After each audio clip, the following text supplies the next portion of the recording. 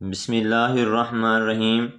حاملہ عورت کے ساتھ ہم بستری کتنی مدت تک کرنی چاہیے؟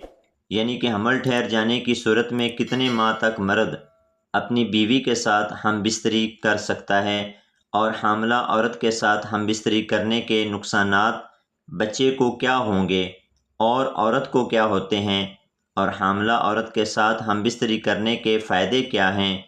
حدیث پاک اور قرآن پاک کی روشنی میں آج اس معلوماتی ویڈیو دینے کا مقصد یہ ہے کہ ہم تمام مسلمانوں کو یہ پتہ اور معلوم ہونا چاہیے کہ شریعت محمدیہ صلی اللہ علیہ وآلہ وسلم کے مطابق حاملہ عورت کے ساتھ ہم بستری کب تک کر سکتے ہیں۔ محترم ناظرین، اپنی بیوی کے ساتھ ہم بستری کرنا سنت عمل ہے، اور سنت عمل جس نے ایک ادا کیا گویا اس نے 10 نیکیاں حاصل کی۔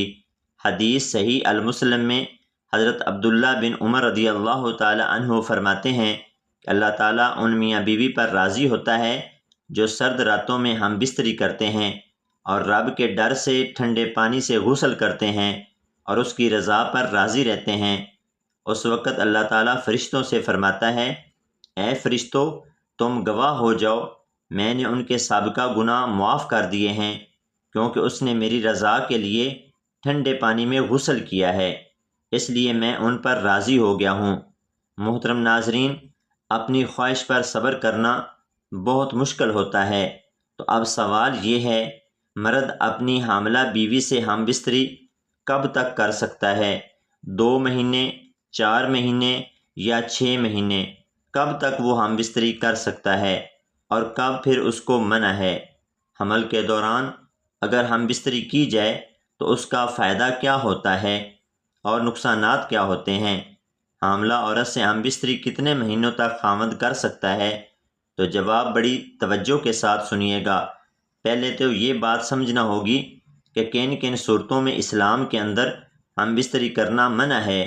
پہلی چیز ہے حیض کے دوران۔ حیض کم از کم مدت 3 دن، زیادہ سے زیادہ مدت ہے 10 دن۔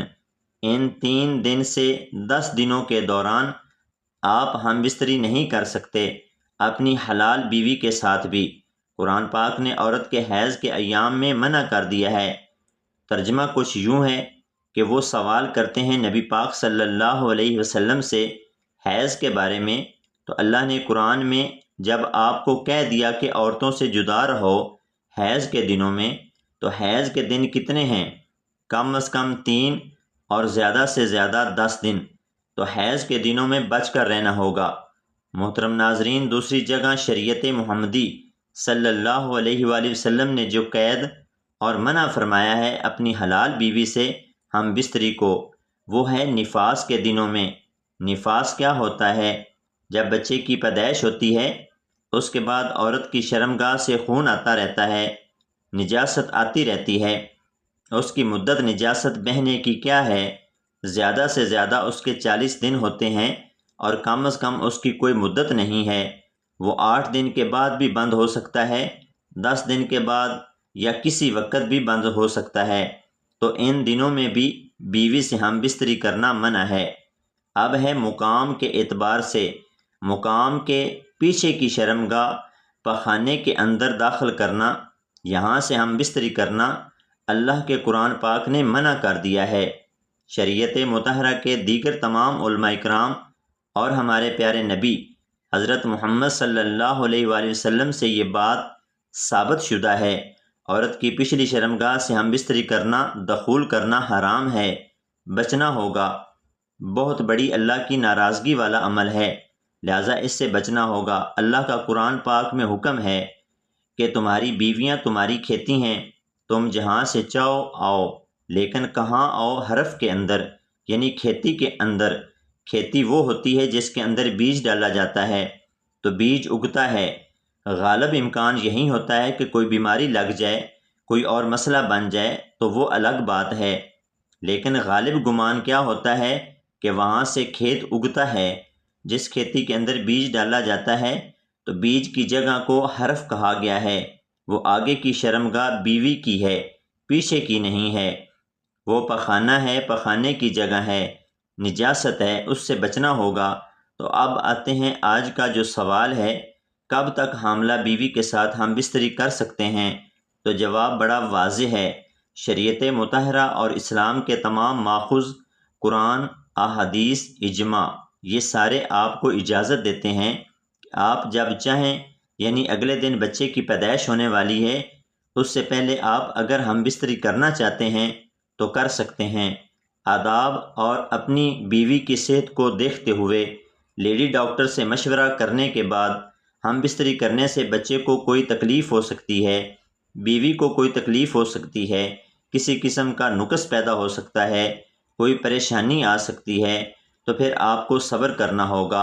اور اگر اس طرح کا کوئی خدشہ نہیں ہے، کوئی امکان نہیں ہے، تو آپ آزاد ہیں۔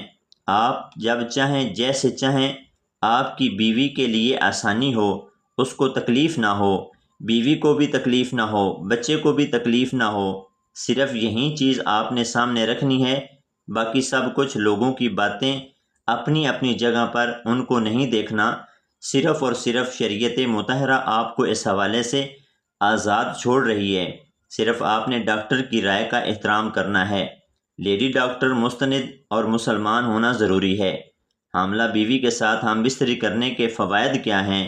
فقہ کی رائے انتہائی مستند کتاب کے اندر لکھی ہوئی ہے، بہت بڑی کتاب، دارالافتاء کا حصہ یہ کتاب ہے، بڑی معتبر کتاب ہے، جس کے صفحہ نمبر 49 جلد نمبر 3 پر یہ بات موجود ہے کہ اگر حاملہ بیوی سے ہم بستری کی جائے تو بچے کی قوت سماعت کے اندر اضافہ ہوتا ہے، بچہ مضبوط ہوتا ہے، اس کے بال بڑھتے ہیں، اور تیسری چیز یہ ہے کہ اس کی بینائی تیز ہوتی ہے۔